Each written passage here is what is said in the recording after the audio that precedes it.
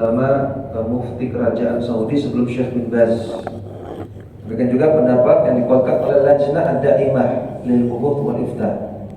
Demikian juga Syekh Shalih Fauzan, demikian juga Syekh Sulaiman Ar-Ruhaili hafizahullah taala. Ini ulama yang melarang untuk memfoto sama sekali. Tak boleh memfotonya atau menggunakan fotonya. Pendapat yang kedua, ulama yang mengatakan bahwasanya memfoto dengan kamera atau dengan handphone, dengan gadget ini tidak sama dengan menggambar makhluk bernyawa dengan tangan. Tidak termasuk taswir, tidak termasuk menggambar makhluk bernyawa yang haram.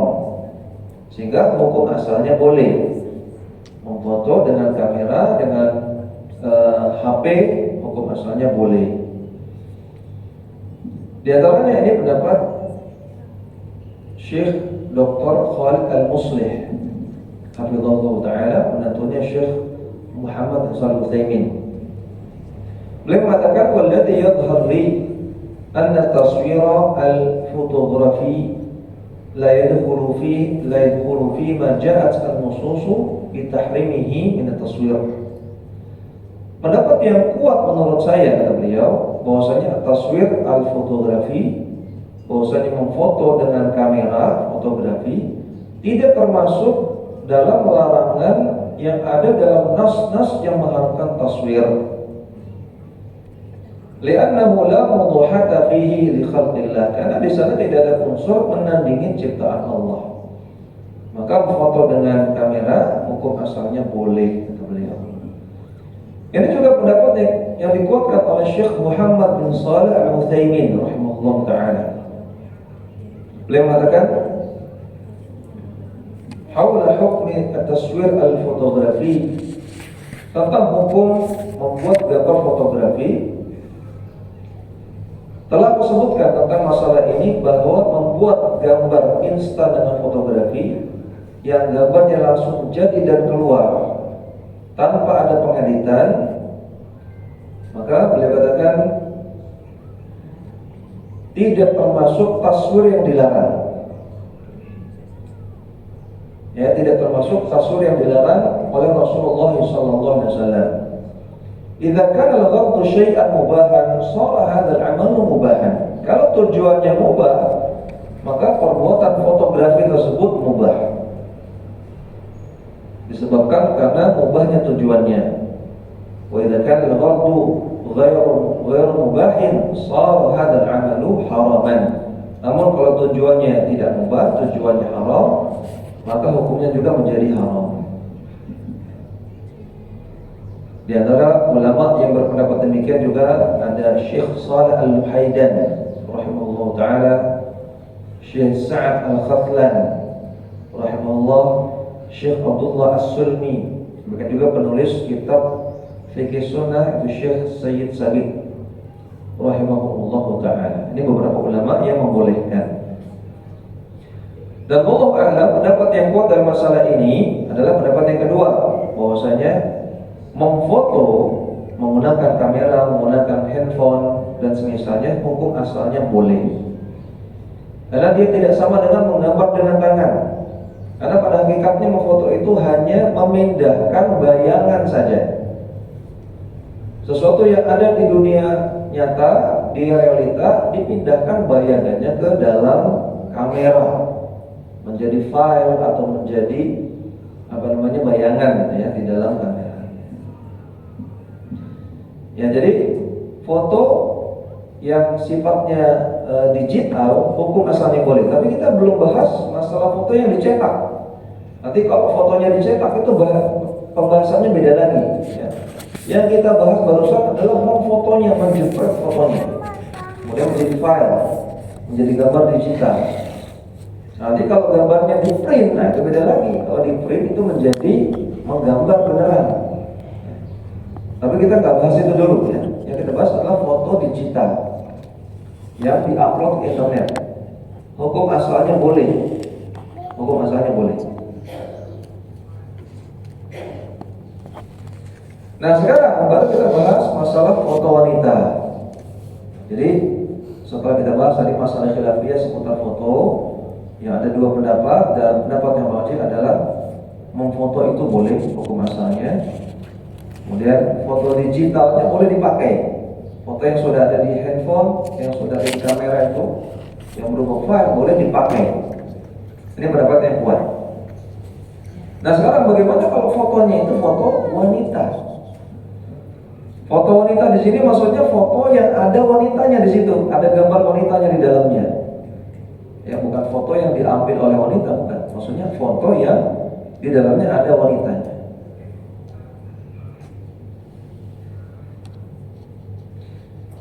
Nah, masalah foto wanita perlu kita rinci. Ada foto yang boleh dan ada foto yang tidak boleh. Ada foto wanita yang boleh, ada foto wanita yang tidak boleh. Kita bahas dulu foto wanita yang tidak boleh. Tidak boleh di-upload, ya, tidak boleh disebarkan, tidak boleh ditunjukkan, ya. Kita bahas dulu yang nggak boleh. Yang pertama, foto wanita yang tidak boleh adalah foto wanita secara umum yang dapat dilihat oleh lawan jenis yang bukan mahram. Foto wanita secara umum yang dapat dilihat oleh laki-laki yang bukan mahramnya, maka ini nggak boleh. Baik diupload oleh si wanita itu sendiri, atau oleh suaminya, atau oleh anaknya, atau oleh temannya, nggak boleh. Hukumnya nggak boleh selama terlihat oleh laki-laki yang bukan mahram. Kenapa nggak boleh? Karena tadi akan menjadi fitnah, akan menjadi ujian. Kalau ada yang mengatakan, Ustaz, kalau ada foto wanita yang diupload, kemudian ada laki-laki yang tergoda, kesengsem, jatuh hati, membayangkan dan lain-lain, itu kan salah laki-lakinya, Ustaz. Kenapa fotonya dilihat? Maka tadi jawabannya, adanya kejahatan bukan karena hanya ada niat pelakunya, tapi juga karena ada kesempatan. Nah, ketika foto wanita ini diupload, maka itu membuka kesempatan bagi para laki-laki untuk melihat. Dan juga Rasulullah SAW bersabda, la takunu a'wanan lisyaitan ala akhikum. Jangan kalian menjadi pembantu setan untuk menggoda saudara-saudara kalian. Memang si laki-laki ini salah melihat gambar wanita, salah. Tapi orang yang menguploadnya atau wanita yang mengupload gambarnya, dia telah membantu setan untuk menggoda si laki-laki tadi. Jika dia tergoda, dia tergoda karena sebab ada foto itu. Kalau tidak ada foto itu, dia nggak tergoda. Maka orang yang mengupload foto itu, dia telah membantu setan untuk menggoda si laki-laki tersebut. Dan dalam ini jangan menjadi pembantu setan untuk menggoda laki-laki. Kemudian diuploadnya foto wanita ke internet, ke media sosial, ya, ke Facebook, ke Instagram, ke TikTok, ke WhatsApp, ke grup WhatsApp yang bisa dilihat oleh laki-laki yang bukan mahram. Ini juga bertentangan dengan maksud dari hijab. Jadi kalau ada yang mengatakan, Ustaz, kalau foto wanita yang tidak pakai hijab, ya memang itu jelas nggak boleh. Tapi kan saya berhijab, Ustaz. Foto saya berhijab, masa saya pakai hijab lebar, masa nggak boleh juga? Maka kita katakan tambah parah lagi. Itu jenengan berhijab, tapi jenengan melakukan sesuatu yang bertentangan dengan hijab itu sendiri. Karena hijab itu artinya apa? Hijab itu artinya menutupi. Nah, hijab dari kata-kata al-hajbu artinya menutupi, menghalangi. Jenengan harusnya ketika berhijab, maka jenengan menutupi diri dari pandangan laki-laki. Harusnya demikian. Makanya dikata Fatimah, terbaik bagi wanita adalah la yarawnahunna. Laki-laki tidak melihat perempuan.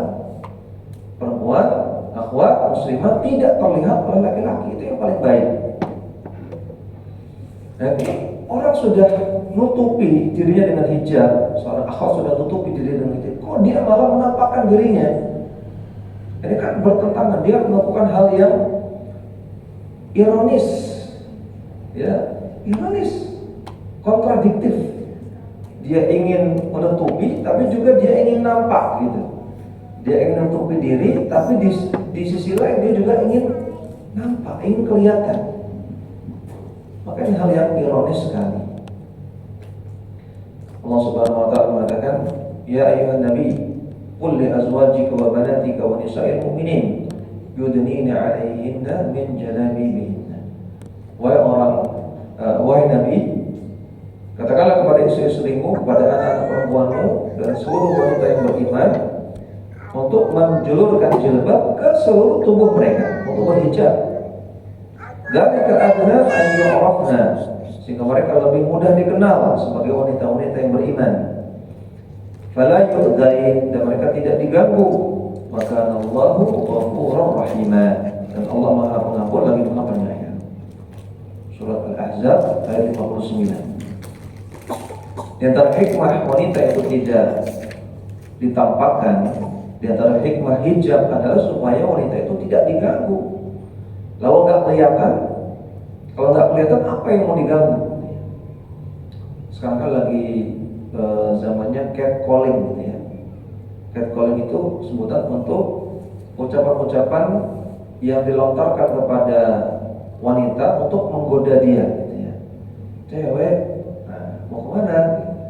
Ada cewek lewat, ya, kemudian ada laki-laki nongkrong di pinggir jalan. Laki-lakinya godain, cewek mau kemana? Ini namanya catcalling, panggilan kucing gitu. Nah, itu terjadi karena wanita ini nampak, baik nampak auratnya, nampak keindahannya, atau dia nampak di luaran, sehingga terjadi catcalling, terjadi gangguan. Sekarang catcalling gangguan atau bukan? Gangguan. Digodain seperti itu gangguan atau bukan? Gangguan. Terjadi gangguan seperti ini karena nampak, karena kelihatan. Ya, coba di akun-akun akhwat-akhwat yang suka upload fotonya yang cantik, ya, di Instagram, di TikTok, di Facebook. Jenengan lihat ya, saya nggak mau lihat. Jenengan lihat di akun-akun akhwat-akhwat yang suka upload foto cantik, yang komentarnya rame, lihat komentarnya. Kebanyakan laki-laki dan perempuan. Laki-laki jelas. Kebanyakan laki-laki. Lihat isinya apa? Dek, udah nikah belum? Dek, rumahnya di mana? Dek, nomor teleponnya dong. Itu kan semuanya gangguan semua. Karena dia menampakkan diri, padahal fungsi dari hijab kata Allah, fala yu'dzain, agar mereka tidak diganggu. Kenapa diganggu? Karena menampakkan diri. Nah, maka jangan para akhwat, para ummahat, para muslimat, jangan mengupload foto diri ke internet. Apakah itu ke Facebook, Instagram, TikTok, atau ke WhatsApp, yang bisa dilihat oleh laki-laki yang bukan mahram.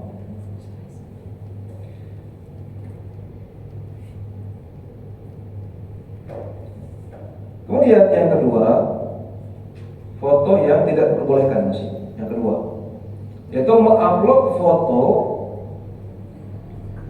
foto diri wanita yang bercadar, tetap nggak boleh. Bercadar tetap tidak boleh. Kenapa nggak boleh? Kan kita bercadar, Ustaz. Kan nggak kelihatan apa-apa. Siapa bilang nggak kelihatan apa-apanya? Tetap kelihatan matanya, tetap kelihatan lentik bulu matanya, tetap kelihatan warna kulit sekitar matanya, tetap kelihatan tangannya, tetap kelihatan bentuk tubuhnya, tinggi, pendek, ramping, tidak ramping, kelihatan. Dan perhatikan ya, ketika Rasulullah SAW mengatakan, "Ma taraktu ba'di fitnatan adarra 'ala rijal minan nisa." Tidak aku tinggalkan godaan yang paling besar untuk laki-laki kecuali godaan wanita. Nabi ucapkan ini di mana? Di kota Madinah. Di zaman beliau. Di kota Madinah di zaman beliau masih hidup. Yang mana ketika itu rata-rata sahabiah muslimah bercadar atau tidak bercadar? Rata-rata bercadar. Di zaman Nabi di Madinah, Nabi masih hidup, rata-rata sahabiah bercadar, walaupun ada yang tidak. Ya, tapi umumnya bercadar. Nabi punya istri 11, semuanya bercadar, semuanya pakai niqab, semuanya. Walaupun Fatimah anaknya Nabi tidak bercadar. Ya, makanya ini di antara dalil yang dipakai oleh Syekh Al-Albani untuk mengatakan cadar tidak wajib, sunnah saja. Karena Fatimah tak bercadar. Tapi rata-rata umumnya mayoritasnya bercadar. Walaupun mayoritasnya bercadar, tadi katakan tidak aku tinggalkan godaan terbesar untuk laki-laki kecuali godaan wanita. Berarti wanita bercadar godaan bukan? Godaan jelas. Cobaan, ujian. Jadi jangan punya anggapan kalau saya bercadar saya tidak akan membuat orang yang tergoda. Kalau ada akhwat bercadar berarti aman, tidak akan membuat orang yang tergoda. Tidak sama sekali. Tetap cobaannya besar, godaannya besar. Kemudian silakan cari ayat dan hadis yang membeda-bedakan antara wanita bercadar dengan yang tidak bercadar dalam masalah fitnah godaan. Ada nggak ayatnya, ada nggak hadisnya yang mengatakan kalau bercadar maka aman, fitnahnya ringan. Kalau tidak bercadar wajahnya kelihatan maka ini berat, baru godaannya berat. Ada nggak dalilnya? Nggak ada, beda-beda. Kenapa kok jenengan membeda-bedakan? Nah, kalau bercadar aman, foto-foto, upload kesana kemari. Kalau nggak bercadar baru itu yang bahaya. Dari mana pembedaan seperti ini? Ada nggak ayatnya? Ada nggak hadisnya? Nggak ada. Bahkan semua ayat, semua hadis yang bicara tentang godaan wanita semuanya umum, mencakup wanita yang bercadar maupun yang tidak bercadar. Maka wanita bercadar juga tidak boleh upload foto ke internet, nggak boleh. Apalagi seorang ulama namanya Al-Allamah Ar-Ramli, ini ulama besar mazhab Syafi'i, Imam Ar-Ramli. Beliau mengatakan, "Haruma an-nadharu ila al-muntaqibati allati la yaminu minha ghairu 'ainaiha wa mahjiriha." Diharamkan untuk melihat wanita yang berniqab. Walau berniqab, tak boleh lihat dia. Ya hanya kelihatan kedua matanya dan mahajir dan area sekitar matanya. Enggak boleh lihat wanita yang berniqab walaupun dia cuma kelihatan matanya dan area sekitar matanya. La siyama idza kanat jamilatan. Lebih lagi kalau wanita berniqab ini cantik, kan kelihatannya dari lentiknya, bulu matanya mungkin dari bentuk matanya kelihatan cantik. Kalau dia cantik lebih nggak boleh lagi, kata beliau. Fakam fil mahajiri min khanajiri, kata beliau. Betapa banyak bola mata itu bagaikan belati. Ya, tatapan bola mata seorang akhwat bagaikan belati yang menusuk hati seorang ikhwan. Masya Allah. Ini kata Al-Imam Ar-Ramli, ya, bukan kata saya, bukan. Jadi hati-hati para ummahat, para akhwat yang bercadar, bukan berarti jenengan aman. Jenengan juga cobaan besar bagi laki-laki. Bahkan bagi sebagian ikhwan, wanita yang bercadar lebih besar godaannya daripada yang tidak berjilbab. Ya. Kata Pak Tajudin benar-benar itu. Ya. Ikhwan-ikhwan yang sudah lama ngaji mungkin ya, kalau ada wanita yang nggak pakai jilbab gitu atau jilbabnya kecil, ya biasa aja. Gitu. Tapi kalau lewat di depannya wanita bercadar, hijabnya panjang, langsung ser-seran, deg-degan. Ya. Siapa ini anaknya Pak siapa ini? Udah nikah apa belum? Nah, gitu ya Pak agenda ya. Nah, jadi hati-hati. Akhwat yang bercadar pun tidak boleh mengupload foto ke internet yang bisa dilihat oleh laki-laki yang bukan mahram.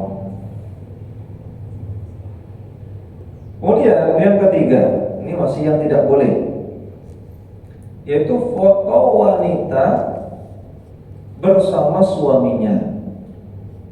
Foto wanita, di fotonya ada suaminya juga. Karena sebagian ummahat, sebagian akhwat beralasan, Ustaz, saya upload foto, Ustaz, tapi kan di foto saya ada suami saya, Ustaz. Nah memang kalau ada suaminya kenapa? Iya, kalau ada suami saya, masa sih ada orang yang kesengsem sama saya, Ustaz? Kan ada suaminya, kan sudah ada yang punya. Gak mungkin orang lihat foto saya kemudian kesengsem sama saya, Ustaz. Nah, jangan salah. Kata siapa? Wanita yang sudah bersuami tidak mungkin disukai oleh laki-laki lain. Siapa yang bilang seperti itu? Enggak benar. Sudah banyak kejadiannya ya. Allah musta'an. Ya, jadi itu anggapan yang sangat-sangat keliru, bahwasanya wanita yang sudah bersuami enggak mungkin menjadi fitnah atau godaan bagi laki-laki lain. Itu nggak benar, bahwasanya wanita yang sudah bersuami nggak mungkin disukai oleh laki-laki lain. Itu nggak benar. Lihat surat Al-Ahzab ayat 53. Allah Subhanahu wa taala mengatakan, "Wa idza sa'altumuhunna mata'an." Wahai para sahabat, kalau kalian ada satu keperluan kepada para istri Nabi, fas'aluhunna min wara'i hijab, maka mintalah kepada mereka dari balik apa? Balik hijab. Dzalikum athharu liqulubikum wa qulubihin. Itu lebih suci bagi hati kalian para sahabat, dan juga lebih suci bagi hati mereka para istri Nabi. Surat Al-Ahzab ayat 53. Lihat, para sahabat saja ketika berinteraksi dengan istri-istri Nabi disuruh untuk pakai hijab, pakai tabir, pakai penghalang, tidak secara langsung, ya, untuk menjaga hati mereka. Padahal ini para sahabat, orang yang paling suci hatinya. Padahal ini istri Nabi, wanita-wanita yang paling suci hatinya. Dan ini istri-istri Nabi sudah punya suami belum? Ya sudah. Siapa suaminya? Ya, Nabi SAW. Mereka sudah punya suami, tapi tetap kalau interaksi dengan laki-laki lain suruh pakai hijab. Artinya apa? Artinya wanita yang sudah bersuami pun tetap godaan, tetap fitnah, tetap ujian. Ya, maka jangan punya anggapan saya kalau foto bareng sama suami nggak apa-apa diupload, kan ada suami saya. Belum tentu, ya.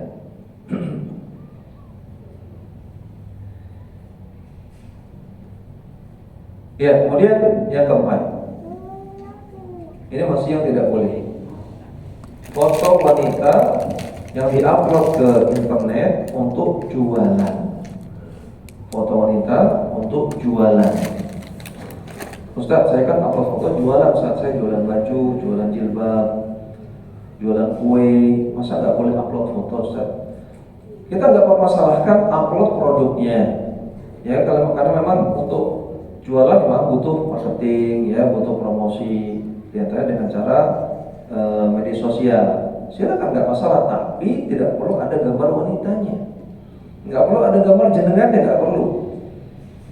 Nah sekarang foto wanita, kenapa kita larang untuk diupload ke internet? Alasannya apa? Alasannya karena itu menjadi fitnah, godaan. Itu ilahnya, itu sebab pelarangannya. Dan kaidah fiqhiyah mengatakan al-hukmu yaduru ma'illatihi wujudan aw adaman. Hukum itu tergantung ilahnya, baik adanya ilah atau tidak adanya ilah. Maka hukumnya bergantung ada tidaknya dia. Ketika ilahnya ada, maka hukumnya ada. Nah, ketika ilahnya tidak ada, maka hukumnya juga tidak ada. Nah sekarang foto wanita untuk jualan produk, dia bisa menggoda laki-laki atau tidak? Bisa membuat laki-laki terfitnah atau tidak? Bisa, jelas.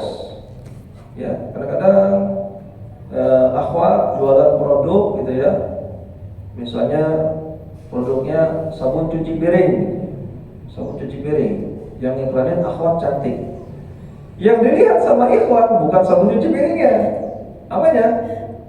Yang jualannya. cantik sekali ini. Ya, tetap bisa menggoda. Apalagi yang jualan produk hijab, jilbab, gamis, kadang-kadang sambil apa? Sambil berpose kayak Pragawati. Masya Allah ya. Para ummahat, para akhwat ya. Wanita itu dia diam saja, dia duduk meneng, diam mingkem, itu pun sudah jadi godaan yang besar. Apalagi dia berpose, muter-muter kayak Pragawati, Allah musta'an. Lebih bisa, apalagi pegang bunga mawar gitu kan, Allah musta'an. Ya, ringankanlah cobaan kami para laki-laki, wahai akhwat, wahai ummahat ya. Maka walaupun tujuannya untuk jualan, tetap nggak boleh. Ustaz, kan tergantung niatnya, Ustaz. Kita nggak berniat untuk menggoda, Ustaz. Iya, niat yang baik, oke. Tapi niat yang baik perlu dibarengi dengan cara yang baik. Nabi atau para ulama mengatakan al-ghayah la tubarrir al-wasilah. Tujuan yang baik tidak menghalalkan segala cara. Ya, kalau ingin sedekah kepada orang miskin nggak boleh dengan cara nyuri dulu, kayak Robin Hood gitu ya. Nyuri kan niatnya baik untuk sedekah kepada orang miskin, tetap nggak boleh. Sedekah baik tapi dengan cara yang baik, bukan dengan cara nyuri. Ya, kemudian yang kelima, foto wanita yang tidak boleh adalah yang membuka aurat. Ini jelas ya. Foto wanita yang kelihatan auratnya jelas nggak boleh. Lalu dia buka aurat saja sudah dosa, apalagi dia perlihatkan kepada orang-orang, maka dia lebih besar lagi dosanya. Dan kita ingatkan hadis tentang wanita yang buka aurat yang Nabi katakan sinfani min ahli nar. Ada dua golongan penghuni neraka yang sangat pedih azabnya. Yang kedua adalah nisaun kasiyatun 'ariyatun. Wanita yang dia berpakaian tapi seperti telanjang. Mumilatun ma'ilatun ru'usuhunna ka'asnimatil bukhtil ma'ilah. Yang dia berlenggak-lenggok, kepalanya seperti punuk unta. Kata Nabi, la yadkhulnal jannata. Wanita seperti ini tidak masuk surga. Wala yajidna rihaha. Dan dia tidak akan mencium bau surga. Wa inna rihaha la yujadu min masirati kadza wa kadza. Padahal wanginya surga itu tercium dari jarak yang jauh. Hadis sahih riwayat Muslim. Ancamannya keras ya. Wanita yang buka-buka aurat, apalagi ditampakkan kepada orang lain, diancam tidak masuk surga.